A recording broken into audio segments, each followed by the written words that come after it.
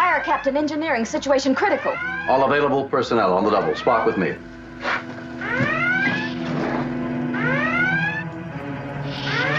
Before the age of binge-watching, before superheroes conquered the box office, before fan culture became a global phenomenon that could topple corporations or save entire franchises, there was a little show about a starship. It aired on September 8th, 1966, to modest ratings and lukewarm network enthusiasm. The special effects were held together with practical ingenuity. The sets wobbled if you looked too closely. And yet, 59 years later, we're still talking about it. Star Trek, the original series, wasn't just television. It was a cultural asteroid impact disguised as a network time filler. But behind the iconic salutes and the philosophical monologues lies a production history so strange, so improbable, that it reads less like a Hollywood success story and more like a miracle. These are 20 weird facts about Star Trek 1966 that you almost certainly never knew. Before the Enterprise ever left space dock, network executives at NBC had notes. Many notes.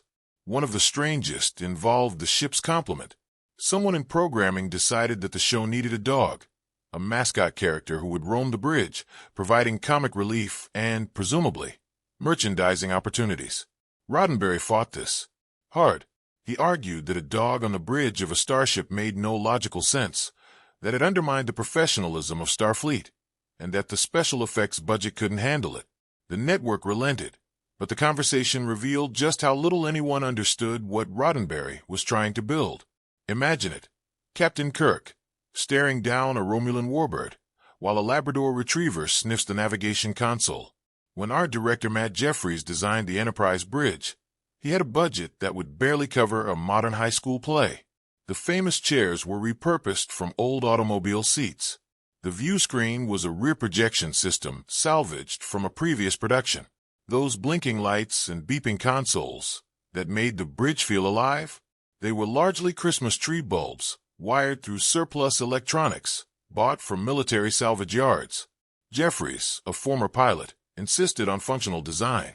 Everything had to look like it served a purpose, but the purpose was often hiding the fact that we couldn't afford real technology. The result became the most imitated set design in television history, copied, homaged, and parroted for decades. The Vulcan salute, fingers parted between the middle and ring fingers, is one of the most recognized hand gestures on Earth. It wasn't in the script. It wasn't in any production note. Nimoy created it himself, drawing from an unexpected source. Growing up in a Jewish household, he had witnessed the Kohanic blessing performed in synagogue, where priests extend both hands with fingers separated in a specific formation representing the Hebrew letter Shin. Nimoy adapted the gesture for Spock, intending it as a quiet nod to his heritage. When director Joseph Pevney saw it during filming, he nearly cut it, worried it looked too bizarre. The network later worried it resembled a satanic gesture, but it stayed.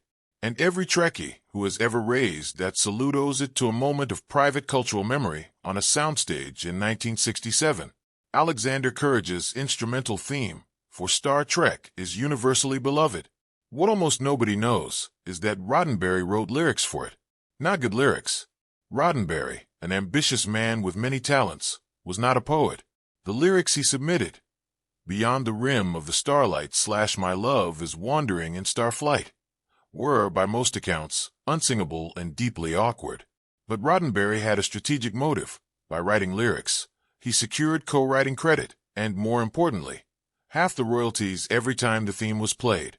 Courage was furious, feeling his instrumental composition had been hijacked. The lyrics were never used in the show, but they existed on paper, a ghost hovering over one of television's most famous melodies. Roddenberry collected checks for decades. Courage collected resentment. Spock became the breakout character.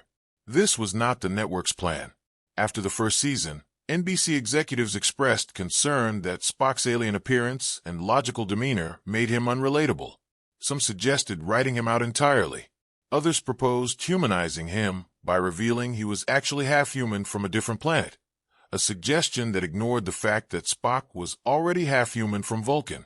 Roddenberry dug in. He understood that Spock's otherness was the point, that audiences were responding precisely to the tension between his Vulcan logic and human emotions. The network backed down, but only after Nimoy's fan mail began exceeding everyone else's combined. The actor who almost quit over the years became the character the network almost fired. Shatner's reputation as a scene stealer is legendary. What's less discussed is the method. Fellow cast members reported that Shatner would deliberately do something unexpected during takes. A strange facial expression, an odd pause, a misplaced emphasis, specifically to make his co-stars laugh or break character. He saw it as a test of their professionalism. They saw it as sabotage. The tension was particularly acute between Shatner and Nimoy, whose deadpan Vulcan composure made him a satisfyingly difficult target. Stories from the set describe Shatner making bizarre faces behind Nimoy's back during two shots, trying to get a reaction that the cameras wouldn't capture. Nimoy, trained and disciplined, rarely broke. The crew, watching from the sidelines, often did.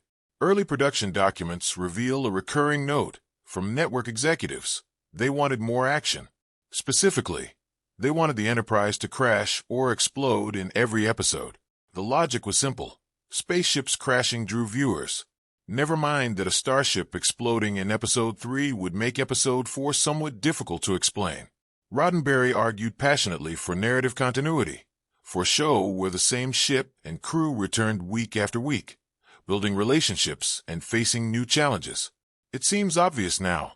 Every franchise from Star Wars to The Expanse has adopted this model, but in 1966, it was radical. Most television shows reset completely between episodes. Star Trek insisted on memory, on consequence, on a universe that remembered what happened last week. The network never got its weekly explosion.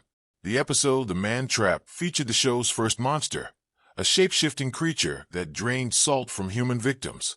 The costume, designed by Wacham, was elaborate and realistic, perhaps too realistic. During filming on location, a curious cow wandered onto the set and began chewing on the costume's latex surface. The crew shooed the animal away, but not before significant damage was done. Chong had to repair the suit overnight. The incident became set legend, proof that even livestock found Star Trek's aliens convincing. The episode aired as the series premiere, introducing audiences to a show where monsters existed, but so did a certain gallows humor about the whole production. Majel Barrett played number 1, the coldly efficient first officer in the cage. After NBC rejected the pilot, citing Barrett's performance as one of several problems, Roddenberry was forced to let her go. But he couldn't imagine Star Trek without her. So he rehired her as Nurse Chapel, a completely different character, wearing blonde wigs and softer makeup to disguise her appearance. The network never noticed. Or if they did, they never commented. Barrett went on to become one of the franchise's most beloved figures, appearing in multiple series and providing the voice of the Enterprise computer across generations. She was also Roddenberry's romantic partner, eventually his wife, making the whole affair one of the more complicated behind-the-scenes relationships in television history. Vasquez Rocks, a natural rock formation north of Los Angeles, appeared in more episodes than most of the guest stars. But the planet Vulcan, Spock's home world, was something else entirely. The iconic desert landscape of Vulcan was created on a soundstage using painted floors, forced perspective, and careful lighting. The sky was a cyclorama. The horizon was a cleverly placed matte painting. When Spock performed the marriage ceremony in Amok Time, he stood on a floor painted to look like sand, surrounded by cardboard rocks, under a sky that existed only on canvas. The episode became a fan favorite, one of the most emotionally resonant stories in the entire series, all filmed on a set smaller than most modern living rooms. That's the magic of television. Not what's there, but what you believe is there. Gene Roddenberry maintained a list of words that could never be spoken in Star Trek scripts. The list included ray gun, space patrol, alien invasion, and laser blast, terms he considered cliched and beneath the show's aspirations. He wanted Star Trek to feel scientific, grounded, believable. So his crew used phasers instead of ray guns, Starfleet instead of space patrol, and First Contact instead of alien invasion. The linguistic world-building was intentional, a way of signaling to audiences that this was not another Buck Rogers adventure. Writers found the restrictions frustrating but ultimately liberating.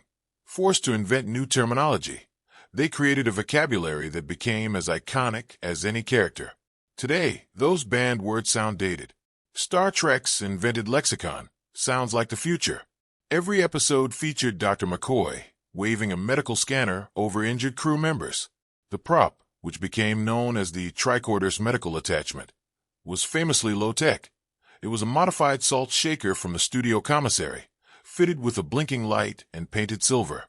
Costume designer William, where Tice found it in the prop department's miscellaneous bin, recognized its potential and spent an afternoon converting it into one of science fiction's most recognizable devices. The salt shaker origin was an open secret among the crew, a running joke that never made it to the public. Every time McCoy solemnly waved that scanner over a patient, the actors had to suppress laughter, remembering that they were being diagnosed with a table condiment. Most histories mention that Star Trek faced cancellation after Season 2. Fewer remember that it almost died after Season 1 as well. NBC's programming department circulated internal memos describing the show as too expensive for its audience and unlikely to find long-term traction. The only reason it survived was a quirk of the television business in 1967. NBC had already sold advertising slots for a second season, and canceling would have required refunding millions of dollars. So the show limped into year 2, still unloved by executives, still fighting for every dollar. The famous fan campaign that saved Season 3 was heroic, but the quieter, less romantic rescue after Season 1 was pure financial inertia. Sometimes a show survives not because anyone believes in it, but because the paperwork is already signed.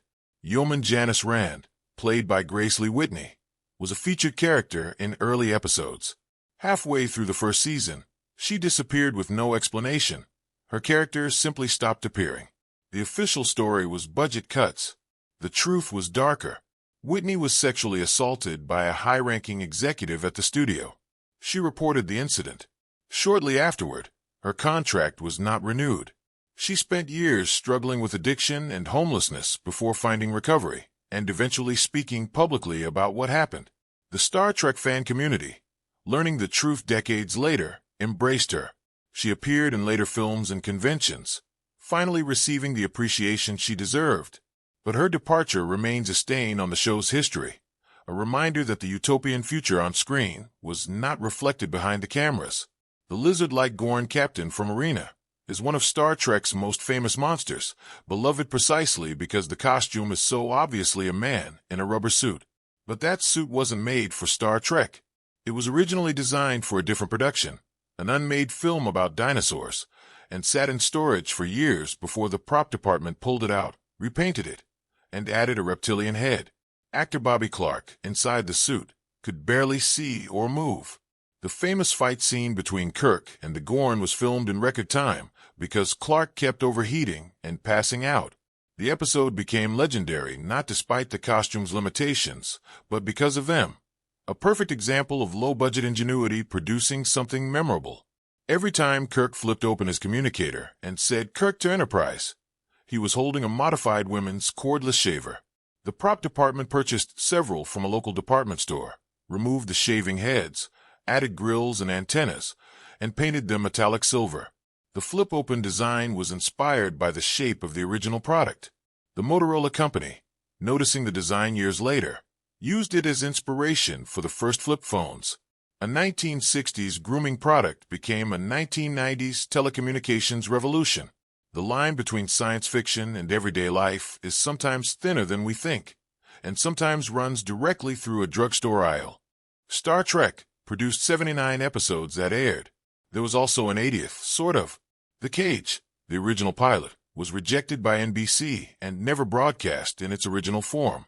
Roddenberry later incorporated its footage into The Menagerie, a two-part episode that framed the original pilot as a historical record. But for nearly 20 years, the complete, unedited The Cage existed only in studio archives, unseen by the public. Fans circulated rumors of its existence, treating it as holy grail. When it finally aired in 1986, the response was overwhelming. Not because it was a great episode, it was uneven, but because it was proof that the show's history was deeper and stranger than anyone knew. A rejected pilot became a treasure. Season 3's The Mark of Gideon included a scene where Kirk discusses overpopulation. The original script used the word abortion. Network censors deleted it, arguing that the term was too controversial for primetime television.